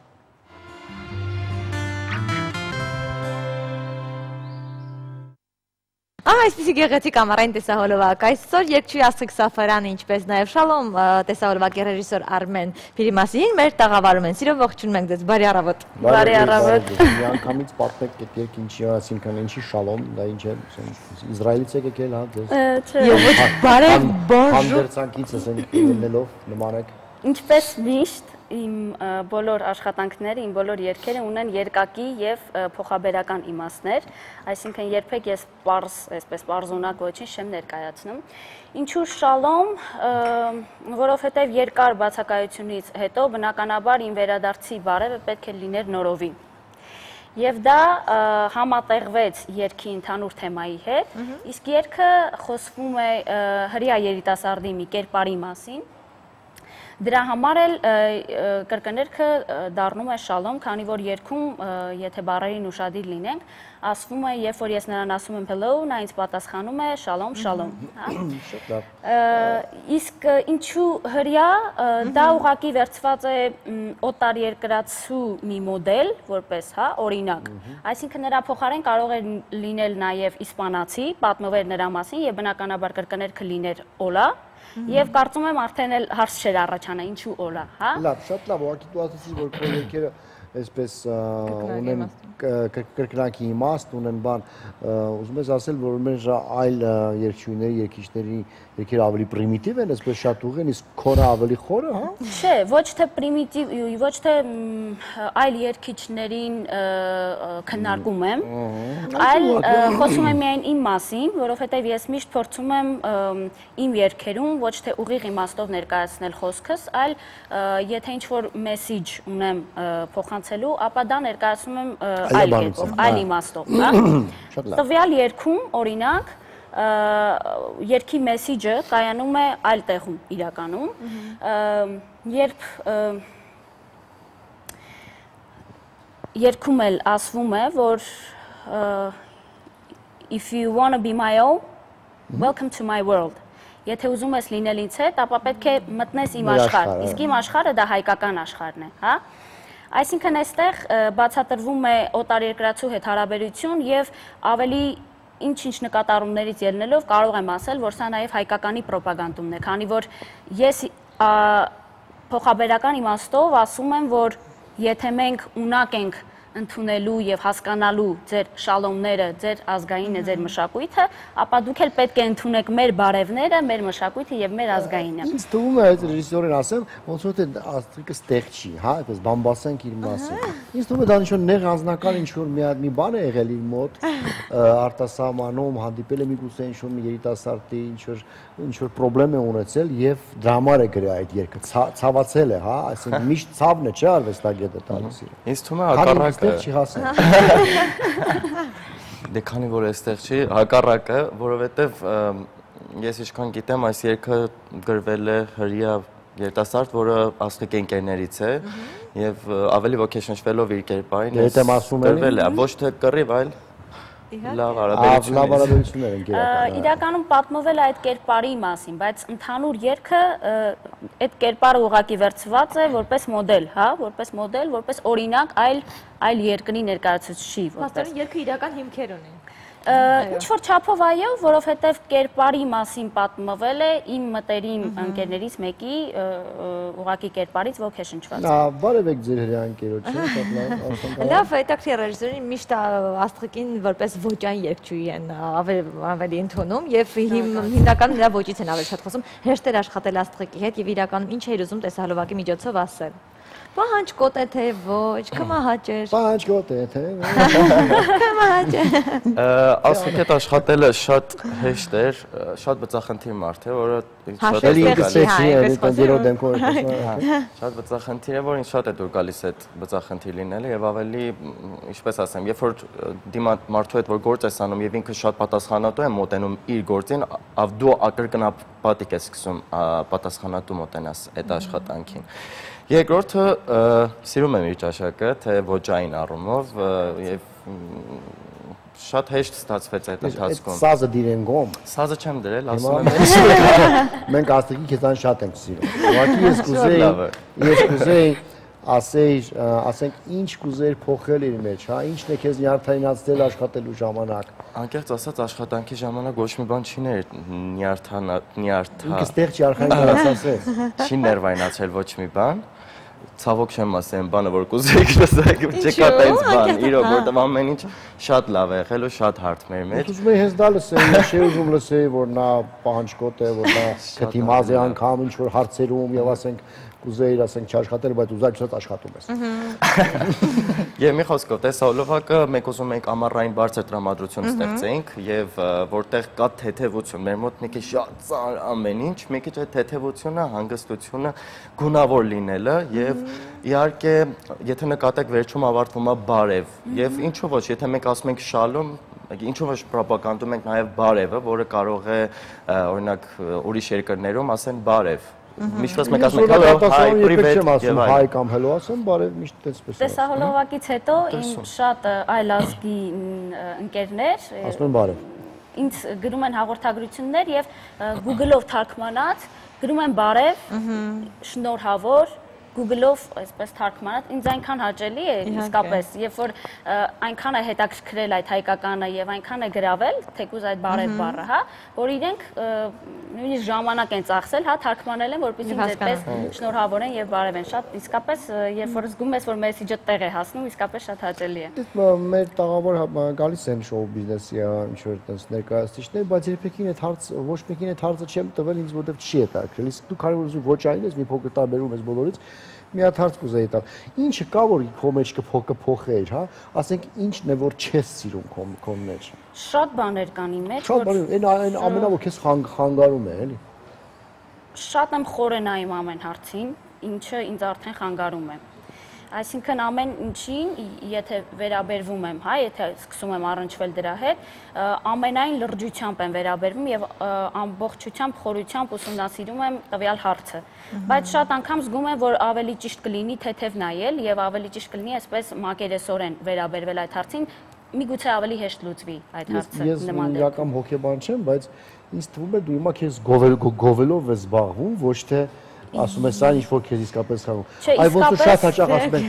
որ մարդուն հարցնում են, այ ինչն է որ վատն է քո մեջ, ասում է դե ես շատ բարի եմ էլի, այ պետք է որտեղ չկարողանա։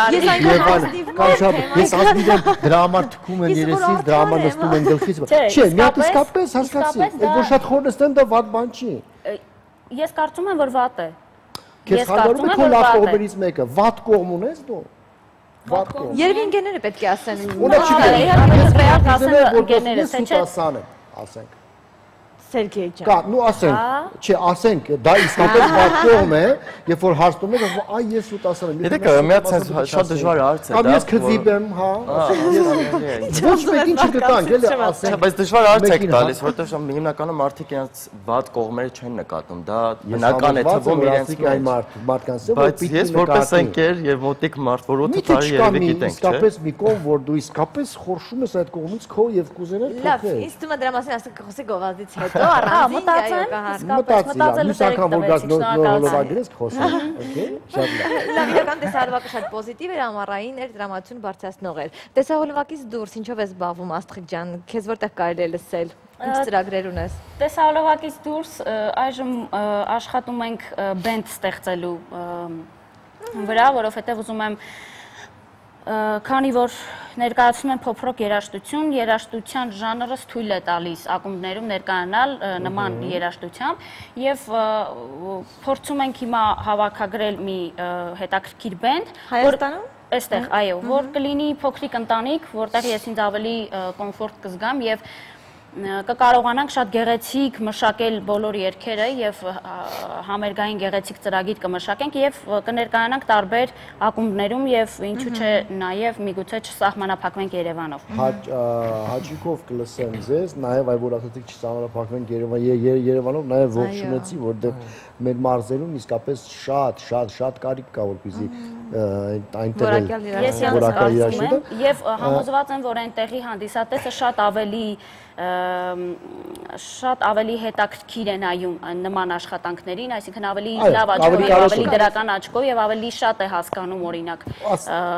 քան Երևան, քանի որ Երևան շատ է այսպես երաժշտությունը։ Ասացիք, որ այն փոքրիկ բենդ է ստեղծելու, որ կլինի փոքրիկ ընտանիք, այդ ընտանիքում մայրիշխանություն է լինելու, չէ՞։ Երբեք։ Դա իմ ժանրը չէ։ Երբեք։ Մեր ընտանիքում այդպես չի եղել, ես այդպես սովոր չեմ։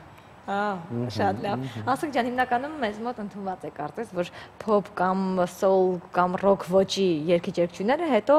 երբեմն որոշում են երգել ժողովրդական երգեր ու մի քիչ ուղղվածությունը փոխում են կամ կոմի դաս, երբ դուք ունեք մտադրություն ոճային փոփոխության։ Մտակ է։ Ավելի շատ ապրել։ Ունեմ նման ներքին պլաններ, քանի որ ուսումնասիրել եմ մի շարք ժողովրդական երգեր, որը միտք ունեմ համատեղել ռոք երաժշտության հետ, ոչ թե երգել երաժշտական, այլ մոդեռնիզացնել եւ համատեղել ռոք երաժշտության հետ, կարծում եմ, որ կլինի շատ հետաքրքիր, բայց շատ պատասխանատու գործ է դա եւ պետք է շատ լրջորեն վերաբերվում, քանի որ դա մեր ժողովրդականն է եւ պետք է շատ մաքուր, այսպես, հա, չվնասել դրանց։ Շատ հերոստանգերն ձեռագրով ես գնում։ Սուրեն Արուստամյան, Սևակ Ամրոյանը ինչպես սինթեզեցին եւ այն շատ գեղեցիկ հնչեց եւ ընդունվեց հասարակության կողմից։ Երբ որ ասում եմ շատ մեծ ուշադրությամբ եմ, շատ զգուշությամբ եմ անում, միանգամից վախենում եմ։ Միևնույն է կգտնեն մարդիկ, ովքեր որ կողքից հաչելու են, դա այդպես է։ Միևնույն է գտնեն մարդիկ, որ ասեն ինչպես կարելի է, արա ինչ որ ուզում ես, դա քո, ասենք, աշխարհն է, եւ դու կանես։ Շնորհակալ եմ շատ, իսկապես ոգեշնչում է ձեր խորհուրդները։ Ուղղակի բնականաբար չարախոս մարդիկ միշտ էլ մի բան պետք է գտնեն եւ նրանց աչքն է այդպիսին, հա, բայց գերադասելի է որ անենք այնպիսի բան, որ ինչքան շատ մարդ ավելի սիրի եւ ավելի ներգրավի դրա մեջ, այնքան ավելի լավ մեզ համար։ Որքան անես անկեղծ եւ հոգուցդ այսպես բխող, այնքան ավելի շատ մարդ կսի։ Միշտ եմ այդպես։ Աշխատանքից մեջ միշտ եմ այդպես։ Հաճանալ հանդիսատեսին։ Հոգեբանական դասընթացներ այսօր որոշ հասկացել հանդիսատեսն է, որը որ քեզ արդեն ընդունել է եւ դու ինչ որ անես նորմալ է։ Բնական է։ Ինչ ասիր Վարդուհի։ Ուզում եմ շնորհակալություն հայտնել պարոն Դանելյան, այո, մեր հյուրին այդպես հյուրընկալ ընդունելու երջանկալու համար։ Օծանելիքից խոսեք շատ։ Չէ, ուզում եմ շնորհակալություն հայտնել ձեր հյուրընկալել եւ իհարկե գեղեցիկ ամառային թեթև տեսահոլովակի համար մաղթում եմ հաջողություն, թող ձեր բենդը շուտ ստեղծվի, լավ երգեր շատ հնչեն, մարզերում շատ լինեք, համերգային լավ շրջագայություններ եք մաղթում եւ իհարկե հաճելի օր։ Շնորհակալություն։ Տեսնում եք շատ այսպես խոհապիլիսոփայական խորհուրդներ տվեց Վարդուհին ձեզ։ Ձեզ Իսկ մեզ մոտ կարճատև գովազդ է, որ ընթացքում Սերգեյ կպարզի, թե ինչ վատ կողմ ունեն ասած։ Ամեն ինչի կարճատևը լավ չի, գովազդը որ կարճա վատ չի։ Գովազդ մեր եթերում, գնացինք։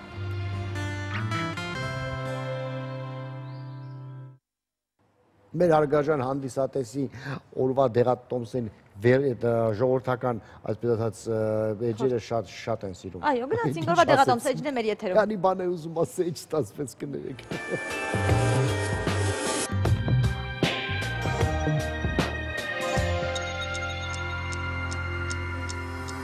Եթե ձմռանը մենք ստիպված ենք ուտել հիմնականում պահածոյացված մթերքներ, ապա ամառը այն լավագույն ժամանակաշրջանն է, երբ մեր օրգանիզմը կարող ենք լիցքավորել բնական վիտամիններով, եւ այս անգամ այդ վիտամիններից անդրադարձել ենք այն բոլորը, որոնք վերաբերվում են սմբուկին։ Բարև ձեզ, Տիկին Վահանյան։ Բարև ձեզ։ Ինչ վիտամիններ ու օգտակար նյութեր իր մեջ պարունակում սմբուկը, նախ պարզենք։ Իհարկե, շատ հին ժամանակներում բուսաբուժերը, մեր գիտնականները սմբուկը համարել են բուսական բույս։ Ինչու, որովհետև նրա մեջ կա միկրոէլեմենտների հզոր պաշար, որը օրգանիզմը հարստացնում է եւ կարելի ասել, եթե խնդիր կա խոլեստերինի բարձր քանակություն արյան մեջ, ապա սմբուկը միակն է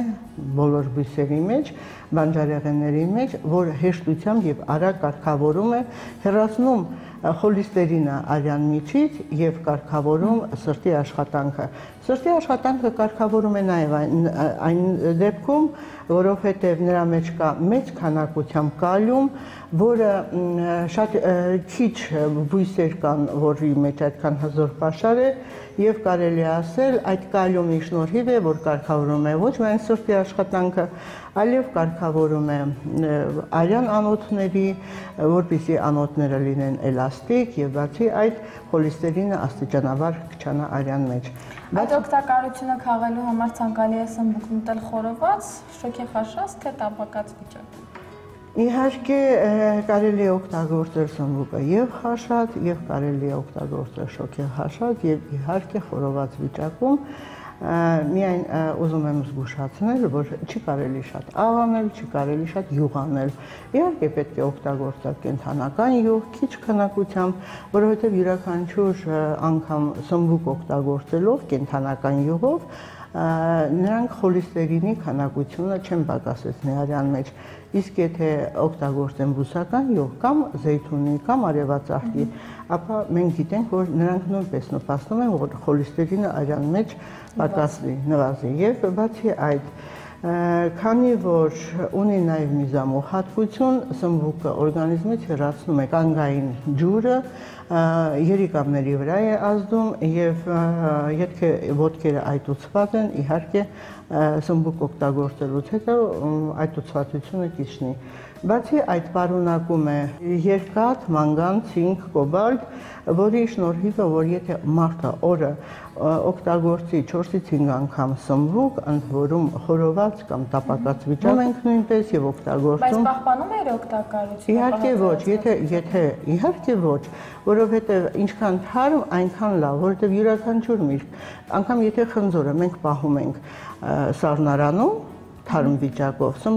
խնձորը չի ունենում այն բոլոր միկրոէլեմենտն ու վիտամինները, ինչքան որ ունենում է ժամանակին, երբ որ ծառից նոր քաղում ենք։ Բացի այդ, սմբուկը ես խորհուրդ եմ տալիս չօգտագործել այն դեպքում, եթե կա իհարկե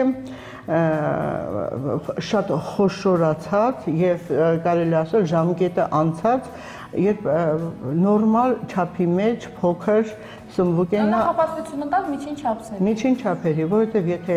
այն արդեն նրա մեջ կա սերմեր, այդ սերմերը իրենց մեջ պարունակում են թույներ, որի շնորհիվ կարող են առաջացնել օրգանիզմում թունավորում եւ իհարկե այդ թունավորումից է որ կարող է առաջանալ սրտխփոց, սրտխառնոց, գլխապտույտ, գլխացավ, փսխում, այդ դեպքում իհարկե շատ ջուր խմել, դիմել բժշկի անպայման եւ բացի այդ պետք է օգտագործել կաթ կամ ձվի սպիտակոց։ Այդ երևույթները կպահպանվի գոնե մինչեւ բժշկի գալը։ Շնորհակալություն։ Այսպիսով այս ամառ հաճախակի խորոված միսը փոխարինեք խորոված սմբուկով, այն թերևս ավելի օգտակար է, իսկ օգտակարի նոր բացահայտումներով մենք դեռ կմիանանք։ Ահա այսքանը սիրելիներս դուք գիտեք, որ Բաղրամյան 26-ում ցրել են ցույցը, այսպես ասած, խոսքը սուղում եմ այն բոլոր ոստիկանների, որոնք որ եթերում ավելի շատ են երևում, քան թե ես։ Անպայման բաց թողեք այդ երեխեքին։ Նրանք դզանից լավն են, մեզանից էլ սիրելիներս, նրանք մեր ապագան են։ Այսպես թե այնպես լուծում մենք կգտնենք։ Խաղաղորենք ձեզ մաղթում, այսօրվա համար այսքանը, ցտեսություն։ Ցտեսություն։